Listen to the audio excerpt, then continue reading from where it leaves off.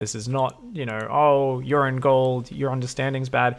There's just this terrible habit Zergs have where they waste way too much APM on the Overlord Scout, and they spend way too much time thinking about what they're seeing. What you really should be doing is looking at that in replays. You should be able to look at their base, make a snap judgment, and say, okay, this is, you know, this sort of play, or this is that sort of play. And you throw it into a general category where you say, oh, this is an all-in. There's no add-ons on lots of these buildings. There's no third command center, no double eBay. I need to stop at X drone count, mass units, and I'll be safe. Like, you just have this, like, set reaction. And you'll get these across your matchups. And there'll be a few of these in each matchup based on what you scout, where you say, oh, okay, I died at this timing. Let's go back and look at it. I scouted it. There's obvious tells. Let's think about that. So the first thing we want to talk about in terms of scouting is, what did you see there? What did you look at? And what you want to do to simplify it into those categories, the most basic thing we can do, and this is something I still do to this day, is I go ahead and I simplify everything into a sign of aggression or a sign of greed. So looking at this base, I would say, okay, well, basically signs of greed is what we should start with.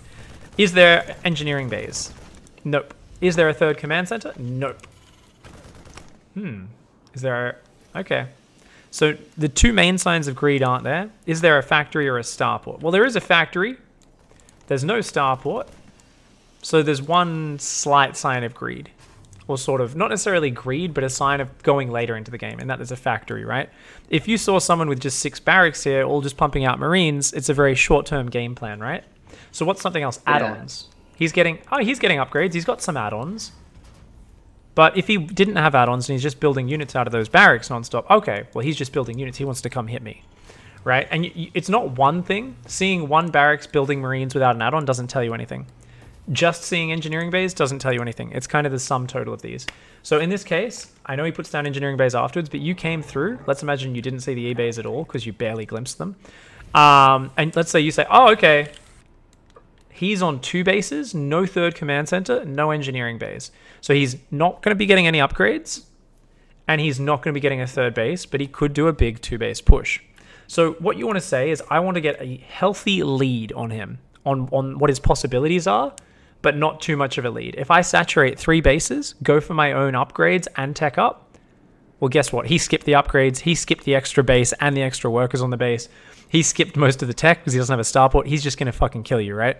So you say to yourself, let's get ahead in one thing or 2 things, but not too far. Let's get the third base. I think the easiest way to do it is to just change up the amount of workers you build. Basically, still get your upgrades, still do your tech the way you normally would. Just say, oh, you know what? If I just saturate 2 bases and just get 8 drones on my third, that's a safe count. Because, okay, I'm on 2.5 bases, he's on 2 bases. I mass units off that, I should be fine. Maybe in some situations you find that's not safe enough. Maybe you need to cut out upgrades as well. Either way, it's fine, because the moment you hold on against any push, you can just build more drones, make more upgrades, do whatever the hell you want, and he's like, I'm on 2 base, I have no transition. So these are the sort of reactions you want to start making. So already here we can look at that and we can say, okay, so set reactions. We can talk about signs of greed versus aggression. Analyzing, you know, your opponent's kind of limits and going for a healthy yet safe lead. So how do we think about that? For now, all you want to think about is get half a base ahead of your opponent. That's a nice safe way to do it.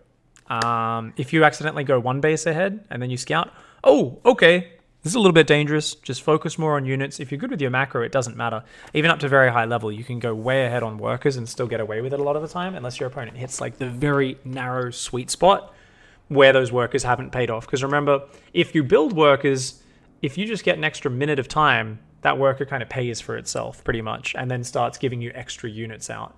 So building extra workers can actually be good against pushes as long as there's enough time between building those workers and them actually hitting you.